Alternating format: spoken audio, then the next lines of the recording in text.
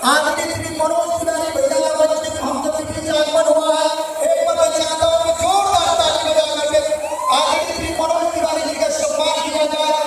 और चूंकि आज पावर स्टार आज के श्री पवन भैया का जन्मदिन है और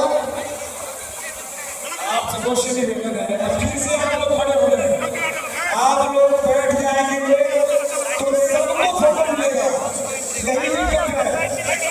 आप सबको श्री निवेदन है कि क्या माइक जेब में डालकर क्यों निकल रहे और कीजिए लोग अपने बॉस को ले चलिए, एंट्री करनी है, उनको बॉस को लेके चलिए, एंट्री करनी है।